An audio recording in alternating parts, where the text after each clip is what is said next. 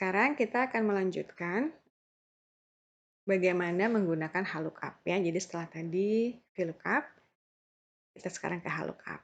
Kembali saya ulangi bahwa VLOOKUP itu adalah kalau kita mencari suatu data yang di baris keberapa gitu ya, data tersebut ada di baris keberapa. Nah, tabel yang tadi ada di VLOOKUP, yaitu tabel ini ya, tabel yang di bawah, ini mau saya ubah ya dari bentuk kolom menjadi bentuk baris. Caranya mudah, tinggal kita kita sorot begini ya, sesuai sejumlah sebesar tabel ini, kemudian kita Ctrl C, kemudian kita pindahkan ke sheet yang lain, kemudian kita klik kanan, klik paste, tapi paste-nya yang transpose ya, bisa melalui paste atau paste spesial di sini. Ini ada juga yang langsung kita pilih transpose. Maka otomatis dari yang tadinya bentuknya kolom-kolom menjadi bentuk baris. Seperti itu ya. Nah, di sini saya hanya menambahkan satu baris lagi salesman. Seperti itu. Nah, kemudian saya ingin membuat atau menguji coba VLOOKUP ini dengan paduan antara tingkat sekolah dengan nama salesman-nya. Gitu ya. Misalkan di sini saya buat tingkat sekolah, lalu siapa sih nama salesman-nya? Ya, siapakah petugas penjual yang menangani tingkatan tertentu? Misalkan di sini, oke, ini lookup value-nya di sini ya. SD, saya tulis, lalu di sini salesman-nya siapa? Sama dengan VLOOKUP. Lookup value-nya adalah yang di B8, kemudian titik koma atau koma, table array. Table array ini cukup isinya saja. Oke. Pastikan bahwa baris yang mau kita bandingkan itu ada. Oke, berarti saya harus dari baris awal ya, dari tingkat sekolah sampai dengan yang paling bawah. Lalu kita kunci titik koma atau koma. Kemudian ada di row keberapa atau ada di baris keberapakah data yang kita inginkan. Data salesman ada di baris ke 1, 2, 3, 4 ya. Di table array ini, salesman ada di baris keempat. Maka kita ketik 4 lalu koma atau titik koma, pilih false untuk exact match, artinya kita mengabaikan data yang berurut gitu ya. Jadi data ini bukan data yang urutan sehingga kita nggak perlu khawatir nanti salah gitu ya. Kalau kita gunakan true atau tidak kita gunakan false gitu ya, khawatirnya ada yang tidak terbaca begitu atau salah membaca Excel. Kita klik enter. Oke, otomatis salesman-nya muncul. Untuk SD, salesman-nya adalah Budi. Sekarang kita klik di sini kalau S1. Siapakah salesman-nya? Andi. Oke, otomatis berubah seperti itu. Ya, jadi ini adalah cara menggunakan VLOOKUP. Sekali lagi, ada di baris mana, nah itu kita gunakan VLOOKUP. Sekarang kita coba isi tabel di bawah ya, karena kita sudah belajar VLOOKUP dan VLOOKUP, kita belajar mengisi tabel.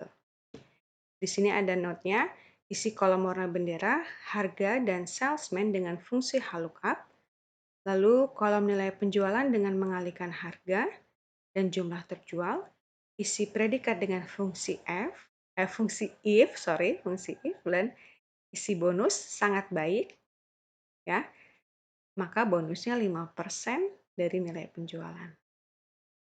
Oke, berarti di sini kita nanti akan belajar mengenai fungsi logika yang sederhana ya, ini ada fungsi if-nya. Baik, di sini warna bendera, tadi kita diminta untuk mengisi dengan VLOOKUP. Maka kita isi ya, jadi ini adalah tabel dasarnya, ini adalah tabel datanya gitu ya. Ini tabel data, ini tabel yang harus diisi. Oke, sama dengan VLOOKUP. Lookup value-nya adalah kode ini, ya, titik koma atau koma. Table array-nya adalah yang di sini. Kita full saja, kemudian kita kunci. Lalu koma atau titik koma lagi. Untuk warna bendera ada di baris kedua. Titik koma atau koma, kita pilih false. enter, kemudian tinggal kita copy ke bawah. Seperti itu. Ya, jangan lupa ada beberapa yang harus dikunci seperti table array tadi ya. Oke, kemudian lookup value-nya adalah karena bergerak ya, A15, 16 berarti tidak perlu kita kunci. Oke. Kemudian harga, ini sama, harga juga bisa kita isi dengan lookup, sama dengan lookup. Lookup value-nya adalah boleh ke SD, boleh ke warna bendera ya, boleh ke kode, boleh ke warna bendera. Saya pilih kembali ke kode saja. Lalu table array-nya sama.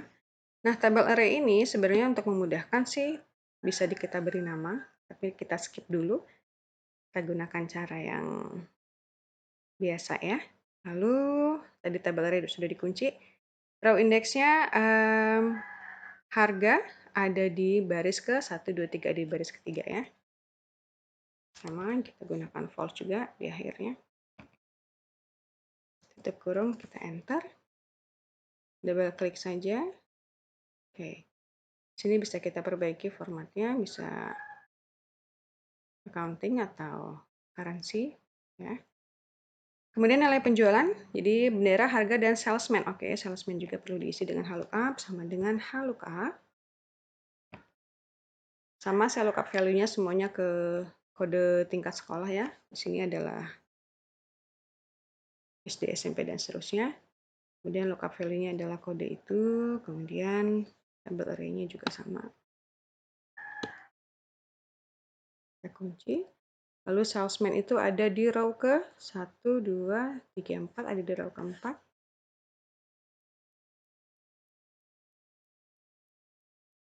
Tutup kurung, kita klik enter. Copy ke bawah.